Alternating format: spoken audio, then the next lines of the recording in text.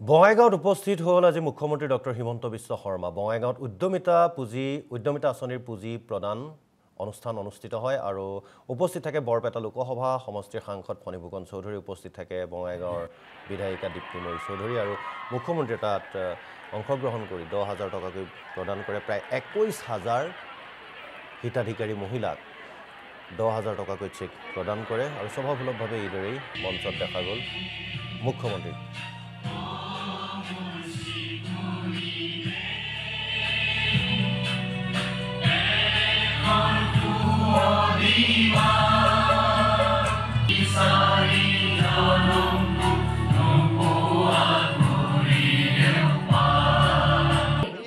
বঙাইগাঁও বিধানসভা সমষ্টিত আমি 21,000 মহিলাৰ মাজত মুখ্যমন্ত্ৰীৰ মহিলা উদ্যমিতা আঁচনিৰ পুঁজি বিতৰণ কৰিলোঁ। প্ৰায় 20টা সমষ্টিত আমাৰ পুঁজি বিতৰণৰ কাৰ্যসূচী ইতিমধ্যে সমাপ্ত হৈছে। প্ৰত্যেক মাহতে আমি 20টা 25টা সমষ্টিত এনেকৈ পুঁজি আমি বিতৰণ কৰি থাকিম, যাতে জানুৱাৰী মাঘ বিহুৰ আগতে আমাৰ এই বিতৰণৰ প্ৰক্ৰিয়া সম্পূৰ্ণ হ'ব পাৰে। মহিলাসকলৰ মাজত যথেষ্ট উৎসাহ, আঁচনিটো তেওঁলোকে ভালকৈ বুজি পাইছে আৰু সকলোৱে এই ধন উৎপাদনমুখী কামত ব্যৱহাৰ কৰাৰ কাৰণে সংকল্প লৈছে। মই ভাবোঁ যে ই ৰাজ্যখনৰ গ্ৰাম্য অৰ্থনীতিত এটা বিশাল প্ৰভাৱ পেলাবলৈ সক্ষম হ'ব। যোৱাকালি স্থানীয় ৰাইজে জিলা আয়ুক্তৰ লগত এখন সভা কৰিছে আৰু কেইটামান প্ৰস্তাৱ লৈছে। জিলা আয়ুক্তই এই দিশত, ৰাইজ আৰু জিলা আয়ুক্তই এই দিশত সিদ্ধান্ত ল'ব আৰু তাতে চৰকাৰে হস্তক্ষেপ নকৰে।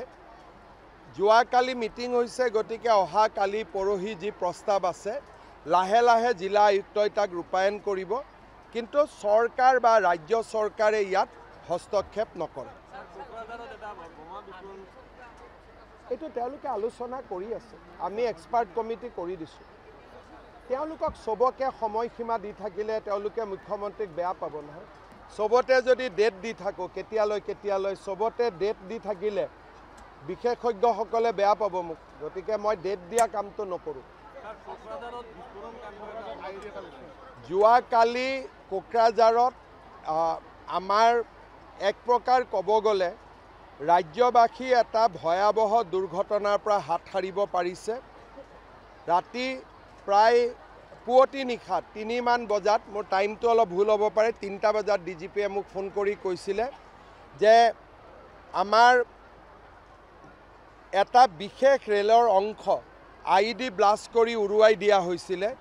ৰেল এখন পাৰ হৈ গৈছিলে, লোক পাইলটগৰাকীয়ে দেখা পায় আৰু তেওঁ ৰেলৱেক খবৰ দিয়ে, ৰেলৱে পুলিচক খবৰ দিয়ে।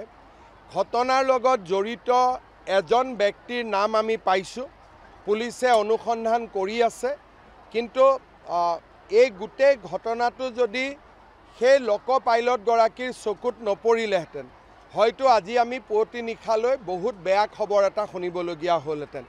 মই ৰাতিয়ে কোকৰাঝাৰ পুলিচে গৈ ঘটনাৰ তদন্তও কৰে আৰু ৰাতিৰ ভিতৰতে ৰেল লাইনটো মেৰামতি কৰি দিয়াও হয়।